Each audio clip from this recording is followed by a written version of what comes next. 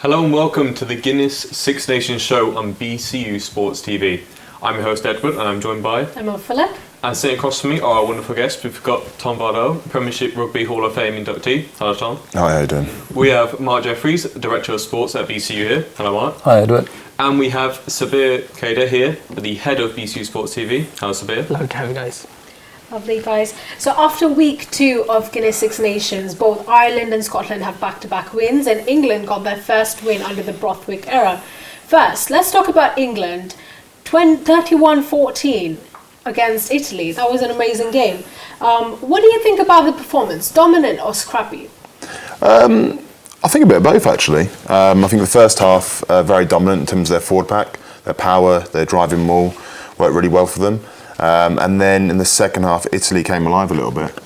Started to play a bit more of what we saw last week in the first round, and showed that they can stay in the game, and they've got that attacking ability. They can attack from anywhere and score some very good tries. Yeah, I think England went route one and really showed their dominance. The pack was really, really strong. And also the 10-12 axis was far better this week, which we talked about last week. So certainly dominant first half, but it was good to see Italy come back into it in that second half, because we know that they were better than they were in the first half. But England looked pretty strong. Absolutely, indeed. Like you asked, first half was dominant and second half 40 missed tackles. Obviously, that shows so much scrappy in that England play. Well, yeah, there was certainly an interesting match, quite a highlight of the weekend. And now we're going to introduce Matthew Bressens, former Italy Sevens international and co-founder of EAM, joining us from Perth. Matt, welcome to the show. After an incredible performance by Azzurri in week 1, what went wrong with Twickenham? Well, I don't think much went wrong, if I'm honest. I think, to be honest, the pressure was on England. Everybody would have expected a win from England before the game. I don't think any betting man would have put their money on Italy to win. But, especially after the first round, losing against Scotland for England. I hate to remind you guys of that, but I'm sure the English were fired up for the game, but I think it was a credible performance from Italy, and they can take a lot from that, a lot of positives into their next game against Ireland. Yeah, Kieran Crowley, the coach, the face didn't look really nice in that, especially after the half time where Italy couldn't trouble the scoreboard. Just talk us through the Italian depth in terms of going into next team, Matt, because they're facing the world number 1. Yeah, it's it's an uphill battle, and that doesn't get any easier, that's for certain. But Italian rugby is going places, and if you look back only 2 or 3 years ago, they were getting pumped 30, 40 points each game. So there's a lot of young players, and I think a lot of them are getting exposure in the UK, playing in the Premiership in the top 14 with Capuzzo, who has to be mentioned, World Player of the Year last year. So even with the under-20s as well, they're vastly improving in terms of their results. So that's going to have a trickle effect, obviously, into the senior setup. And Kieran Crowley has to take a lot of credit for the work he's done in a short space of time, along with Craig Goosen and Moreno, the coach for the forwards. Moro. Mark, in terms of Rugby Italia, obviously now we do know that most players are practicing in the England or in the United Kingdom. Would you be able to give us a bit more of an insight with regards to the system in place for talent identification pathway and club rugby? Sure. Recently, I think about 3 years ago, Italy last year had a change of presidency where a gentleman called Gavazzi was the president for, I think, about 8 years. A new guy's come in, Mr. Innocente, and he's basically changed the model completely, where when Gavassi was in charge as president, he put a lot of pressure on the players to play nationally. So all the talent had to stay, apart from Parise and Castro Giovanni. It was kind of unheard of for Italians to play abroad. That's all changed now. And as you correctly mentioned, that a lot of players, younger players, are playing for the likes of London Irish, amongst others in the Premiership, and you've also got players playing in the top 14, which can only be a benefit because there's no discussing, or there's no argument to be had in terms of the professionalism in the UK in comparison to the Italian game. But having said that, you only have to look at the URC and Benetton Treviso, who 2 years ago won the URC Cup against the Blue Bulls, and at the moment I think they're in the top half of the table in terms of the URC. So there is a great amount of depth in Italian rugby at the moment. They're definitely living a high moment. That's some great insights, Matt's. Reflecting on Matt's comment, Italy again, second half was incredible, but talking about the depth in the squad and also under 19 playing well, you mentioned last time they just lost to France by a point, and they did give a tough fight to England. Yeah, they were very good against England in the 20s match, and again I think you just saw that same fight. The skill set is really improved in Italian rugby, and obviously, like Matt mentioned, the fact that these players can now go to the other leagues around the world. It's only be good for the development of the country in the long run, isn't it? Yeah, and I think that pathway is so important as well, isn't it? It's not just about the first team. You need that under 20s coming through, and that's what Italy have been working on, and it's starting to really happen for them. How big is that Garbisi's absence in the Six Nations? We witnessed that Harlequins Thomas Allen is doing quite okay, but how much miss is Garbisi? Garbisi's a massive miss, but I mean, you can't take anything away from Tommy Allen. He's certainly stepped up to the plate and come into his own. But Garbisi is, he's a top international player, that's for sure. So I mean, he'd be a sore miss for most teams. Just one more question. 2 driving maul tries and a penalty try, and Owen Farrell kicking away too many positions, and so did replacement Ben Errol. Do you guys think that's how England should be playing moving forward? I think on the back of the Scotland win, they needed to be quite pragmatic. They needed to use their forward power. Obviously, Steve Borthwick being the coach, he's going to have a big influence on their forward power and their forward play. And I think Italy were a bit of an unknown. Obviously, they played so well the week before against France. And England would have, they had to go in thinking that that's probably the same performance they were going to, Italy can attack from anywhere. So you have to wear them down, grind them down the first half, which is exactly what they did. They used their forward power. Their driving maul is, it's always been a massive weapon for England. And that just gave them a level foot in the ground in the game and got them going. But then obviously that changed because I think England tried to change their style of play, and Italy then came alive and got back into the game. So England at the moment, they've got to be calm. They've got to be a bit steady with how they go into these games, because they are a new squad and they're learning and they're developing all the time. And I think they'll just have to be happy with the win. I think for England, the win was more important than anything, wasn't it, on Saturday? We talked in the past about how important momentum is in the Six Nations, and when you lose your first game, it's really important that you get that second game win. And obviously England managed to do that. A bigger uphill task now for Wales, having lost their second game, and England will have got confidence from that win on Saturday.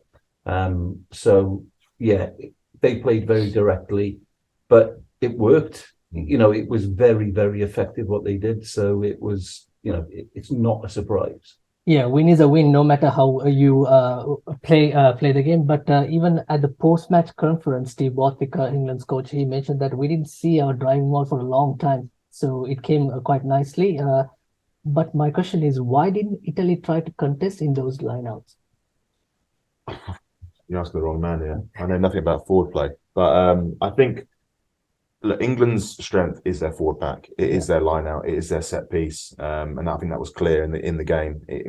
Italy, they don't have the same amount of power at the moment in their forward pack. So it's probably hard to contest and hard to get a level footing in a game like that. But what they are strong at is that that expansive play, that playing from anywhere, spreading the ball wide. We've always mentioned a couple of their backs, and that will set them in good stead going for the rest of the tournament, because they are dangerous and they can play from everywhere. And England are probably going to be up there in terms of having the strongest pack. Yeah. So that is always going to be a tough one for them. But as we saw in that second half, they really made the most of the space they created, and they got some really exciting backs. Yeah. Before we let you go, Matt, so obviously we've got a week off of rugby, and after all the recovery, Italy is to host the world's number one, Ireland, in Rome. Do you think this could cause a bit of an upset? I think that they have no pressure on them. Obviously, the pressure's on the Irish, so nobody will be expecting them to get a win. But I think that could play into their favour and into their hands. And at the moment, Italian rugby is changed completely, dramatically, in the sense that they're willing to throw the ball around and take some risks. So you never know with a game plan like that. Wonderful to have you, Matt. Thanks for that. What do you think of Italy hosting them on number one? I think Matt's Italian side's wishful thinking there. I think Ireland are playing some of the best rugby I've ever seen them play. They're number one in the world. The way they dispatched France, which I thought was going to be a real challenging game for them, but I think they were on top pretty much 90% of the way, the game. And I think it's going to be a very, very tough challenge for Italy. But I can't see them beating Ireland. No, I'm with you there, Tom. I hope Italy give them a really good game, but I can't see them cracking Ireland at this time.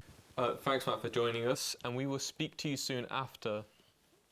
Now, Ollie Lawrence and Jack Wills made a stunning performance, as well as James Ludlam and Chesham, having a fair share of making an impact, but they missed 40 tackles by England, and Italy won the second half. What are your guys' thoughts on their performances?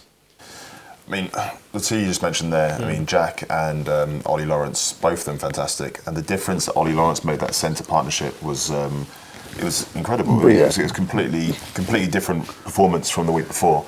And then with Jack, his turnover, his work rate around the park was fantastic. I mean, there was a point in the game where he was making a tackle, and then the very next phase, he was there over the ball, jackling away, scoring a try. And it's great because obviously a couple of years ago he had the horrendous knee injury. He was out for, I think, almost 11 months. Yep. But to come back to international rugby to play like that, it was just incredible. Because we talked last week, didn't we, about the 10-12 axis between Smith and Farrell. And we said having a straight running 12 would potentially make a difference. We thought with Smith, but it was actually with Farrell. But having that made a massive difference. So Lawrence had a man of the match game, but in fairness to Jack Wills, he was everywhere, and great to see him coming back after, as you say, that horrendous injury. It's always good to see players return, and especially at that level. But he looked like he'd never been away. He was superb. And just on Ollie Lawrence, I mean, everyone talks about Manu Tuilagi, and obviously we know how great Manu is, but the power that Ollie brings to that centre partnership. I mean, the line breaks he was making, the tackling, his defensive alignment, all the defensive problems the week before were gone, because he just adds that different dimension that Smith or the Farrell partnership just doesn't do. And then there's space outside, for the likes of Slade then, and obviously Malins is playing really well on the wing as well. So it just makes sense. Do you think that Marcus Smith should have come a bit early than the last 7 minutes? I mean, it's a tough one. I mean, England winning, and Farrell didn't have a bad game. No, and he's their leader. So to be fair, I think Steve Borthwick got it right this time. I think he got it right this week. It'll be interesting to see what happens in the next game. But look, we mentioned before, it was about getting the win. And the way Italy were playing, and they were coming back into the game, they probably just need to steady the ship and making changes. Bringing Smith on, who's a more attacking player, is probably wasn't the best. It wouldn't have been the right decision at that point. And I think, Tony, you're exactly right. I think with the situation with Italy coming back into the game, you needed your leader on the pitch to steady the ship, make sure that the win was had, and that's why Farrell stayed on for so long. I think both have got that right. Brilliant. So let's have some analysis now.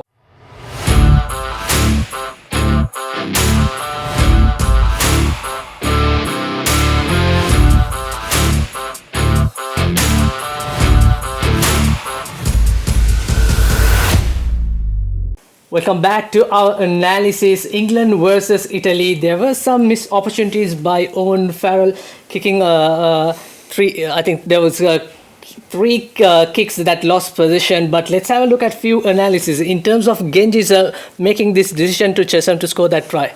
Yeah, and this is what we talked about earlier on, the ability to change that point of attack. Obviously, Genji is known for his, bashing runs, not, taking the defence on, and here just as, the subtle hands, the push into space, just changes the point of attack and allows for a pretty easy score in the end. And also we witnessed Lewis Ludlam in the second half. He also made that kick. But this is in the first half. On the 10th minute, is that England's plan to come and make those kicks? Yeah, I think it is. I think it's obviously turn the Italian defence, push them back into their half, and obviously make it easy, hard for them to get out of their own 22. So there was a lot of these kicks early on. I think it was just trying to get the pressure on Italy early on, so England get to put their driving more into play. Obviously, a couple of the kicks went long, went dead, and obviously gave the possession back to Italy. But definitely that was a tactic to start the game. Absolutely. And talking about Lewis Ludlam's kick, he's a fearsome runner. We have seen this in the Saracens camp. Owen Farrell used to put those kicks, and then Elliot Daly and Alex Good and also Mellins charging this. But that didn't really settle with this England team. No, they didn't get the same joy out of these sort of kicks. But I think that, like I said before, the tactic was to push Italy into their 22 and obviously get their driving more into play, which it did happen a few times during the game. Obviously, there was a couple of good tries from the driving more. Absolutely, indeed.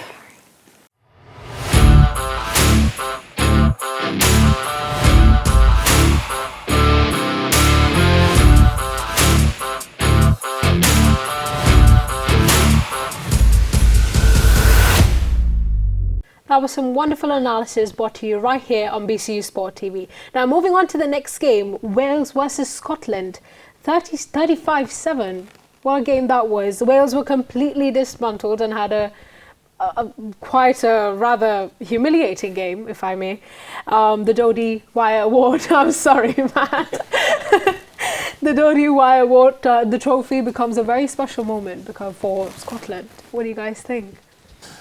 Do you want to lead this one? Not really.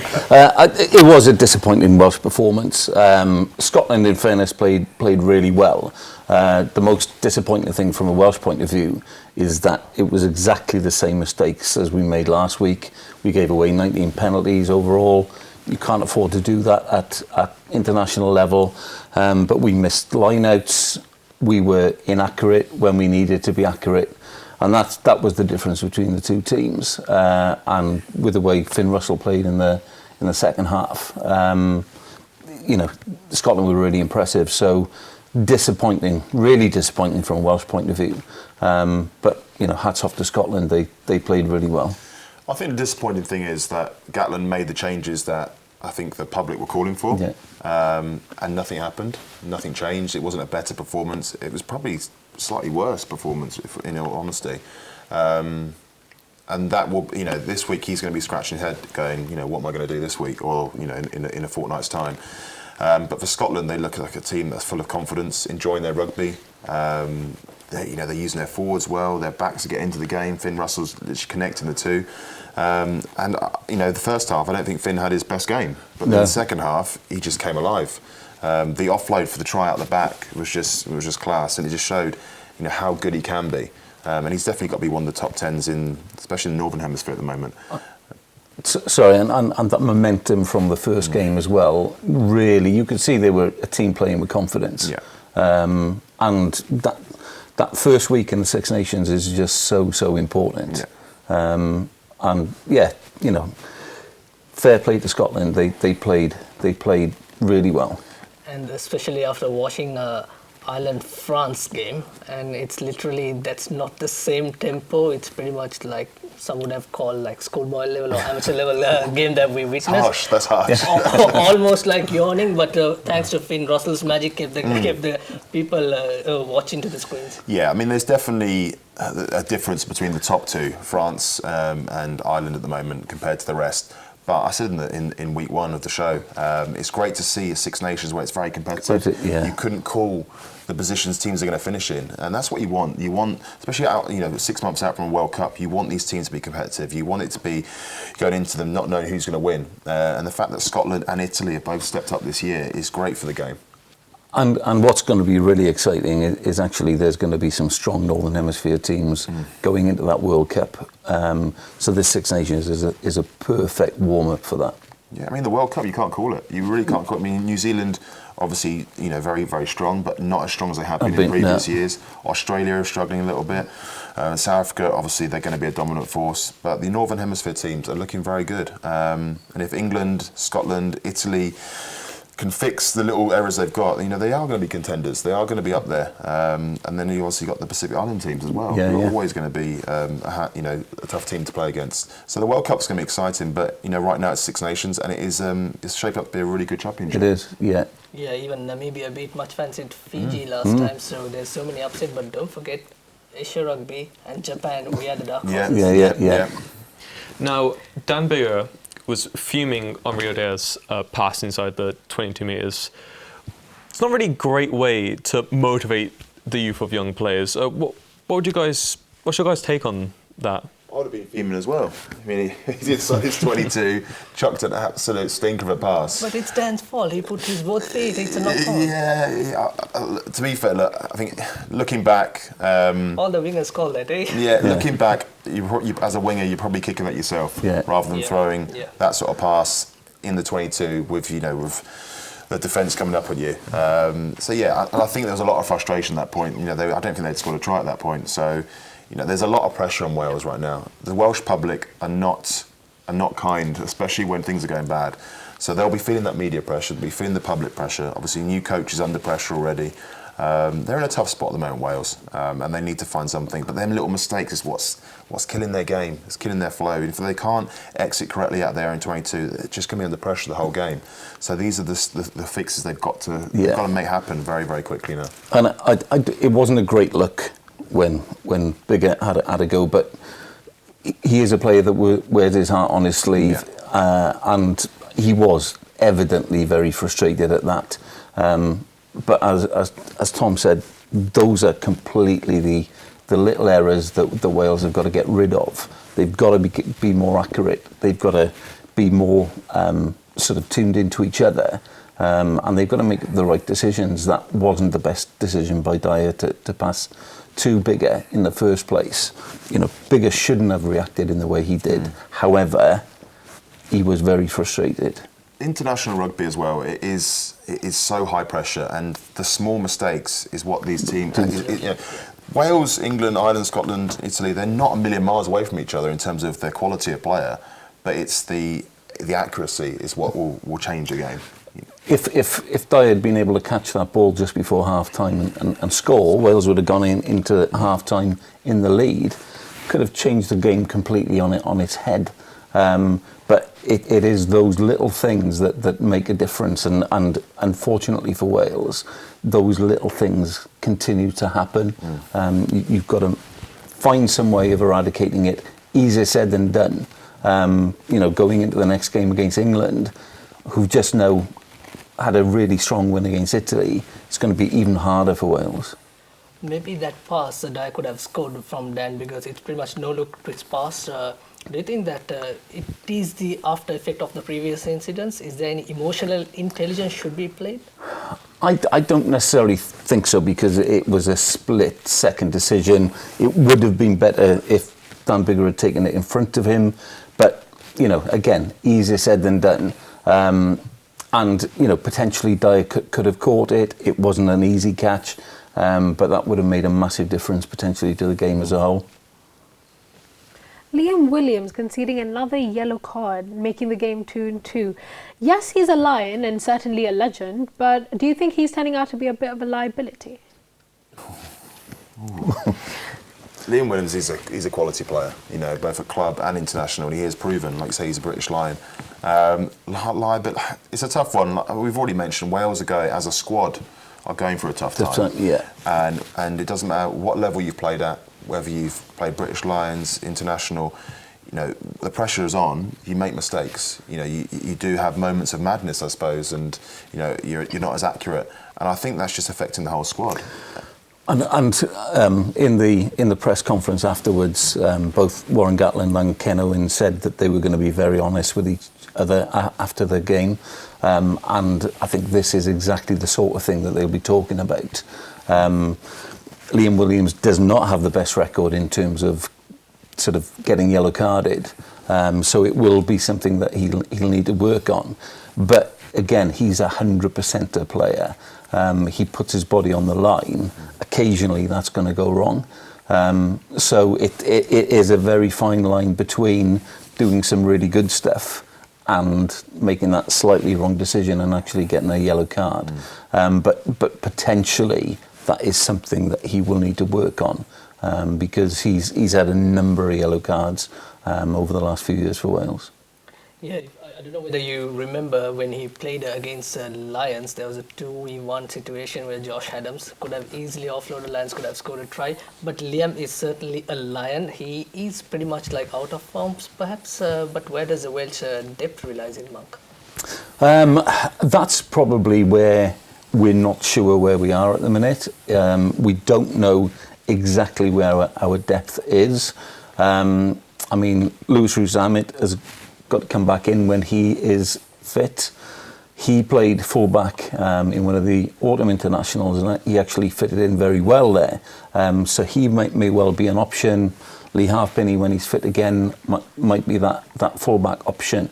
But yeah, there are a few youngsters still to blood, but when that is going to happen now, because we're in a hole without a doubt. So how you play that to be able to blood these youngsters, it's not an easy call. I mean, a player for me that's been underused is George North. Yeah. I mean, I've barely seen him in these games at the moment. And this is a player that a couple of years ago was, tearing up the Championship. He's a British Lion. He was scoring unbelievable tries in the wide channels. And you just don't see him in the games at the moment. And it's such a shame, because a player like that, given time and space on the ball, we've seen what Van der Merwe's doing for Scotland. He's exactly the same sort of player.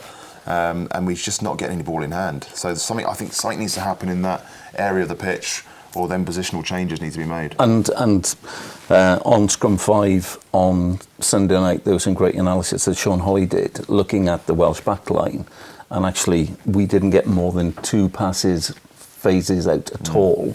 And so the outside backs are working in no space whatsoever.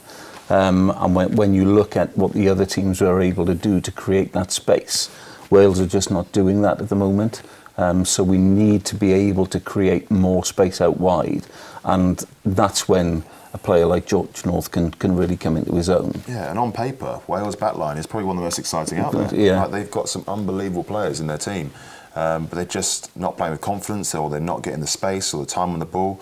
Look, the positive thing for Wales, they've got the players there. They have got the players, they have got the strength in depth, but Warren now needs to get the best out of them. Yeah, absolutely. We'll talk about Finn Russell on our analysis, but he was simply magical. Where do you rate him at the Worlds? He's either number 1 fly half right now.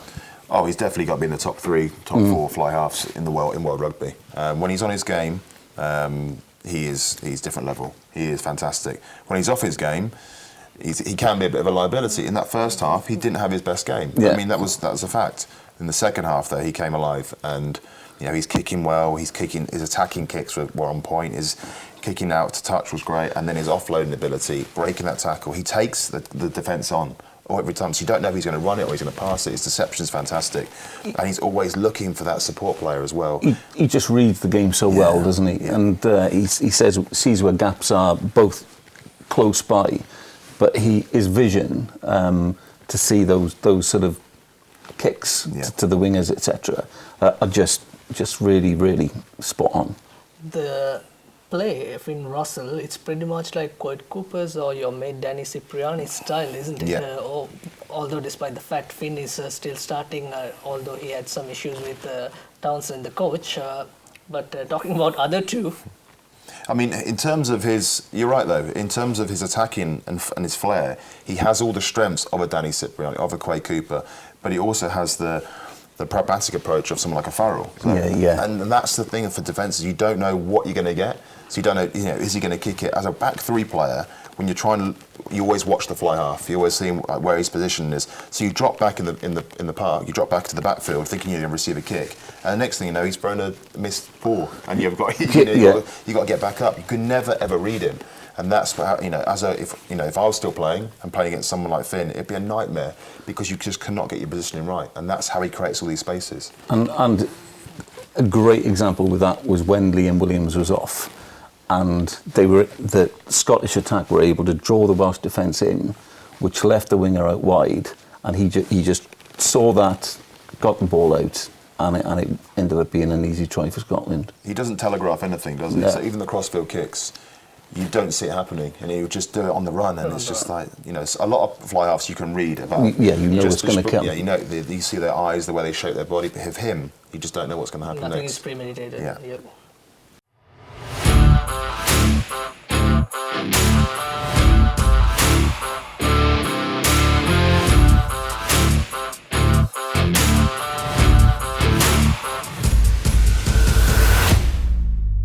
And now let's have a look at the Scotland versus Wales. It's completely Finn Russell's magic, and this is the last pass that he made. He saw the space. Faletau is a bit like 5 meters away. He went in to gain that space, and then a lovely floated pass to score the try to number 8. Yeah, and he was doing this all day long, especially in that second half. Just that magic, the kicks, the passes, just picking the timing of the pass was just on point.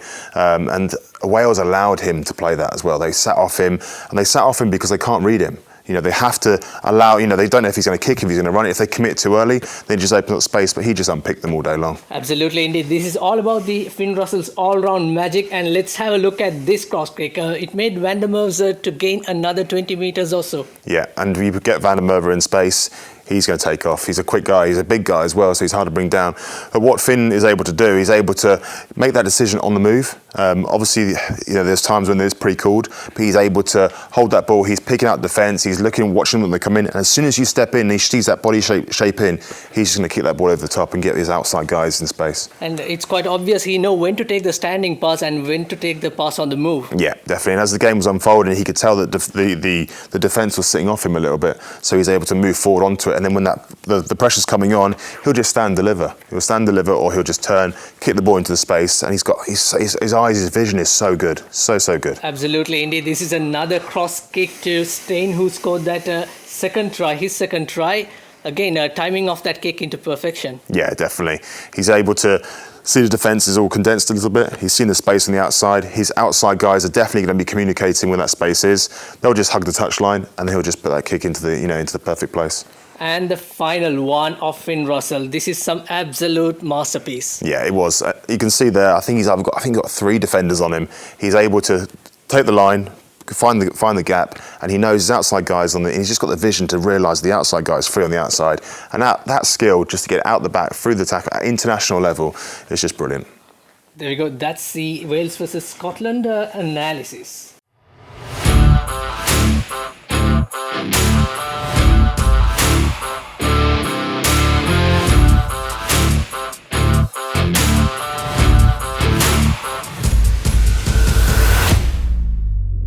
On the Scotland versus Wales game. Moving on to the next, we've got Ireland versus France, 32-19.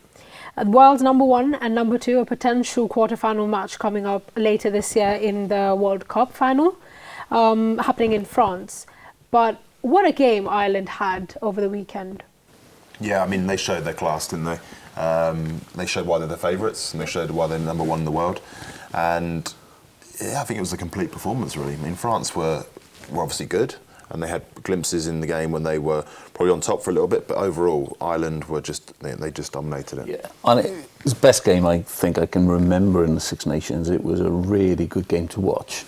And yeah, Ireland were excellent in fairness to them. France were their usual selves and looked very strong, as Tom said, at some points during the game. But Ireland were excellent. And yeah, that will be given a real sort of boost going through to the World Cup. Their 14 games winning run come to an end. France's Grand Slam champions, so the hope is gone. Ireland pretty much in that seat, along with Scotland. And also it looked like pretty much where you watch rugby in a black and white screen, running rugby, completely running rugby. You felt that, like you said, probably one of the best game in history. Yeah, definitely, and some ferocious defence as well. I mean, we spoke about in week one about Ireland's breakdown skills. You know, the way they get over the ball, they literally challenge for everything. There's always fighting. The ball's never lost, and that's probably come from Farrell being in charge now. Like his rugby league background, the ferocious defences, and they're the complete team at the moment. And they're going into a World Cup very, very strong, very full of confidence, and their strength in depth, which we've talked about, is just incredible. Yeah, even when Sexton went off, it just didn't make a difference to the way they were playing as a team, and that's a sign that a team is doing well. I think they're on for the Grand Slam. I can't see anybody beating them at the minute. So that will give them a massive boost going through the World Cup. Absolutely. Now, Hugo Keegan's try was so pleasing to watch, and Tyher Bolton's pass completely outfoxed Sean Edwards' defence. What did you guys think of it when you saw it? It was pretty special. I mean, it wasn't off a set piece. It was general. It was open play, and that just shows how good these forwards and backs are working with each other. To call a play like that off the cuff, well, not off the cuff, it's obviously just a training ground move, but to do it on I think a second or third phase into your play was brilliant, and the timing was on point, wasn't it? Yeah, and I think it was Conor Murray's looping round. Yeah. That movement just created that little bit of space on the inside. Yeah. And fair play to Hugo Keenan, he'd hang back behind the ruck, so he wasn't obvious. And then he just came through that gap. It was it was a pleasure to watch. To outdo the French defence, because obviously they're a very good defence, but just having that prop there, obviously straight away you think they're just going to hit their forward pod on. Yeah. And then having the 9 looping round, there was 3 options in that one play. They could have taken the ball up, they could have hit the scrum half going round, but then that line, I was just impressed with the timing of it all. It was really good. It was perfect, and I think that sums up where Ireland are at the moment. They're just playing some very, very good rugby. Yeah, totally agree. And as you say, we see that sometimes off first phase, don't we, where those moves are called, but actually off second or third phase, it's normally far more predictable. And to see something like that called off second or third phase was very intelligent and shows that the Irish team are a very well developed team. And it also shows that the front row forwards, they're not only there to scrum engage or line out lifting, but there's more than that. They have to be versatile nowadays. We also witnessed that from Genji showing to Chesham on that small breakdown. Chesham scored that try. So all those tactics coming into play, so more versatility. Yeah, and that's what international rugby is about. It's skills across the whole 15 now, the whole 23. You can't just be a one-trick pony. Like wingers, you're not just a winger anymore. No. You've got to be able to, catch the high balls. You've got George North as a prime example. He's now playing in the centres, and playing the wing. You play at fullback. You have to be able to evolve and adapt to what the game is, what's needed. And Ireland are literally epitomising that at the moment. They're showing they've got the skills and the class throughout the whole squad in all positions. Yeah, they've got their back five could probably play in any positions in that back five. So they can play tight, or they can play with ball in hands, and they're really athletic and really dynamic. And as Tom said, that's exactly what you need. 17th minute into the game, Damien Penaud, he tried to set France at lead. What do you guys think of the teamwork there? It was great because France actually put themselves under pressure. Ntamack threw a loose pass, and then the fullback just managed to tap it out. But Penaud seems to be on fire. He seems really hard to be able to put down. And he obviously then made a break, passed it through to the second row, but then he just followed and was able to get that pass back. And again, he didn't look as if he was out in space, but he just got through a couple of different tacklers and scored a really good try. He's strong, isn't he? He's He's really a strong strong. runner. And you think you've got him. Like a lot of these players at this sort of level, you think you've got them, but they just keep going. I mean, Noel is a good example. I know So he's not deceptive as well. He's not in the England squad at the moment, but he's one of them guys that, and I've played against him, and you think you've tackled him, and it's like, geez, he just won't go down. Yeah. Just will not go down. And that's what you want. And this backing game work, you make a pass and your backing game finds the support. And these poachers, again, Chris Ashton of old, he's someone who just keeps on working. He'll do a pass. He won't just sit there and admire it. He gets back in there and gets on the end of it, and that's what you want from your wingers. Absolutely. Now, James Rowe was showing all-around capability with these educated left boot touches, playing defence. What about that controversial try? What do you guys think of that? It wasn't a try. Yeah. The reverse angle that didn't get shown. It was interesting that it didn't get shown, wasn't it? Because it was the most clear-cut in touch. I mean, it was a great finish. Yeah. But he touched the grass and it wasn't a try. And then when you look back, did that have a massive impact going forward? Because you don't get that try.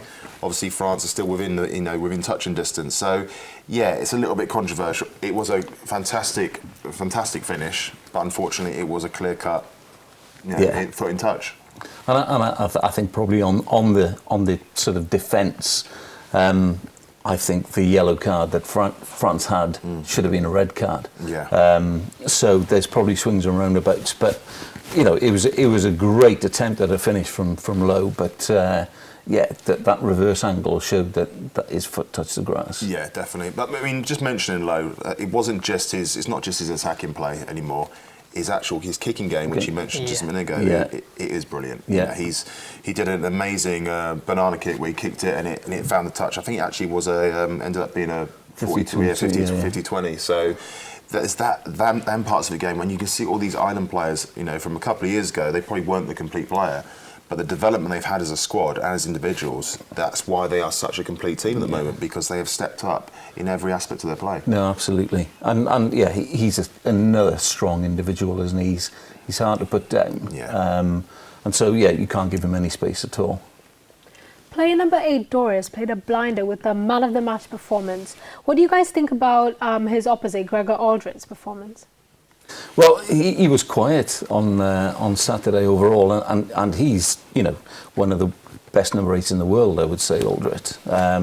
But yeah, Doris was fantastic on the weekend. He was really strong with ball in hand, but he was able to break through and keep that tempo that Ireland play, and it was really impressive to see that. To keep someone like Aldridge quiet is not an easy task at all. Yeah, and you probably could have picked about 3 or 4 boys from the Ireland team for man the match. Their 4-pack worked very, very well with each other. Their backs were on fire, and they just kept playing the whole way through. They didn't let up. Even when France sort of got their tails up a little bit, they just kept coming back and back. And it just, it was a really, really good, proper international match. And I think it shows that winning becomes a habit as well, and it's knowing that you're going to be under the cosh for a while, but actually, if we keep doing what we do well, we'll win this, and Ireland showed that really strongly. And they can adapt, can't they, within the game? They can change their game plan. It's not always just, all right, we're going to just keep crashing it up through the forwards. They can move, they can interlink, backs and forwards are working well with each other.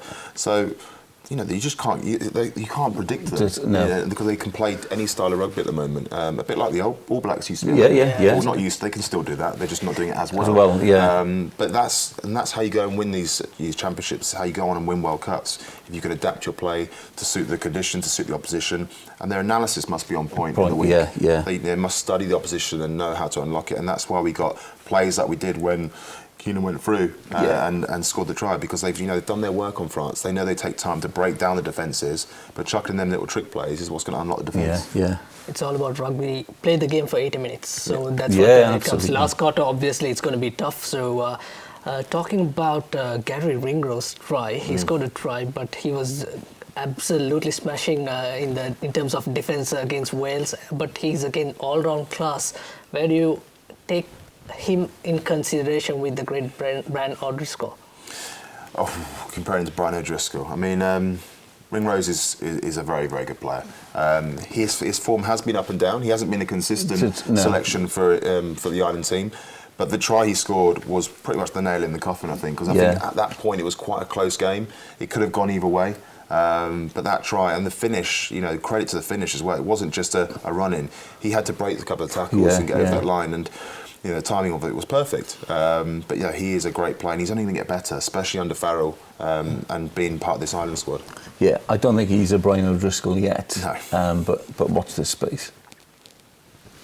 Well, thank you guys for your insights on what turned out to be a very impressive game. Now we have the actual analysis for the Ireland versus France game coming up next.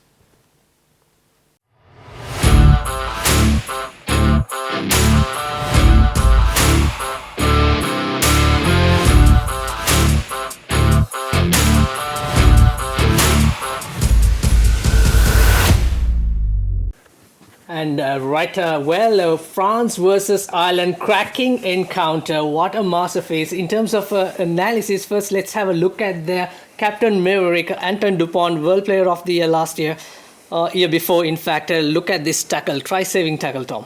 Yeah, it was brilliant because, you know, from looking at it at the time, you thought that's definitely a try. But the strength of him to keep him out here was fantastic. He's a quality player. He's definitely the French. He's a leader in the way he plays. If he plays well, France play well. But he's not a big guy. He's not a big guy at all. But the strength he's got to hold that player out and stop that try was fantastic. And it is indeed, it pretty much shows the gravity factor. He went so low, holding on to strength, just like me and Tom are going to try that outside. I'm sorry if you were unable to score that. But again, there's so much learning in terms of making that tackle. It comes like often if you give a 9 out of 10 times, it's a try. Yeah, definitely. But it's just the sheer determination to stop the player from scoring. And it was a crucial point in the game. That try goes over. Obviously, Ireland a bit of a lead. So it was great work. Wonderful indeed. Great work, Antoine Dupont. But again, this is the first try, Hugo Keenan's try, and what a lovely magic. It just spread out coach... Sean Edwards. Sean Edwards, defence coach. I mean, we talked about it earlier on, and the way this has been put together, the creativity, and you see they completely convinced the French defence. All eyes are looking out. And then they just hit that hard line on the inside and he's gone straight through. And look at the support on this. He got numbers out wide. He got so many other options. But again, right call to go into that. Yeah, definitely. But also by seeing the amount of Irish numbers that are there, you know it's a pre-call. So this is something they've worked on in the week. Analysis, they've seen what the French defence does and they've just executed it perfectly. And everyone's flooding through. So everyone's an option. And that's what you want. You don't just want passive runners or people just running for the sake of it. You want people running at the line, taking the space, holding the defence, and then flooding through like they've done there. Absolutely, indeed. I want to ask you now. This is the all that try moment was created, but a French tight head prop. He was just after a tackle. What if the ball? He would catch the ball. It is offside clearly, or he would slap the ball. Is it going to be a penalty try, or is it going to be? It wouldn't be a penalty try. They're too far out from the try line. So I think that's probably outside the 22 when he's caught that pass. So it's definitely not going to be a penalty try. It would probably just be. It'd probably go down as a knock-on. But it shows that how quickly. It shows how quickly a try can happen because obviously that's not a penalty try. Yep. But we know that the end result ends up being a try due to the fantastic execution. Absolutely, yes. There we go. Those are some key analysis in the France versus Ireland.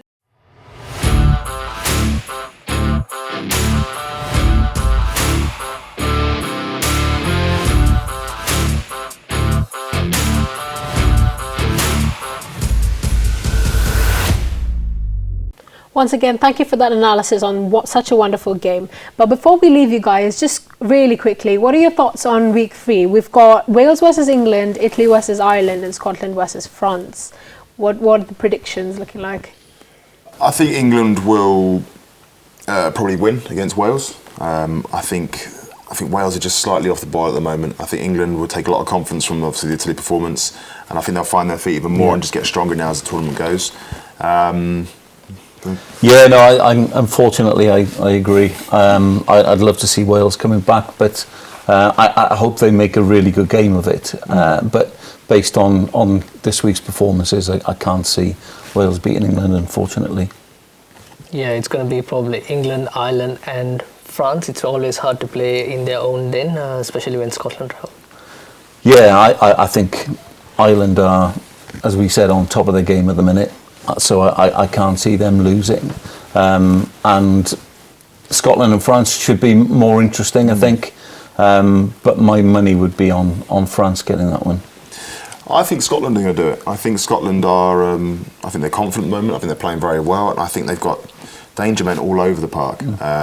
France, I think that defeat to Ireland is going to hurt them a little bit. France have been known to be a little bit emotional sometimes, and they can be very up and down. They're not as much like they don't like that as much, but just knowing that they're not in the fight for the Grand Slam now, Scotland are. They're still in the fight, and I think they're playing some really good rugby. And you got the likes of Finn Russell, Van der Merwe, obviously playing very well on the back line. The forward pack seems to be really firing. I can see Scotland winning. The French mentality is going to be really interesting, isn't it? To see how they bounce back from that defeat on the weekend. Wow, interesting calls. Well, thank you, Mark, Tom and Saabir, for joining us for the second week's coverage of the Guinness Six Nations. What an impressive first 2 weeks we have. Can't wait to see what's in store for the next. I've been your host, Edward. I've been Emma Phillip. And you've been watching the BCU Sports TV's Guinness Six Nations show. Thank you.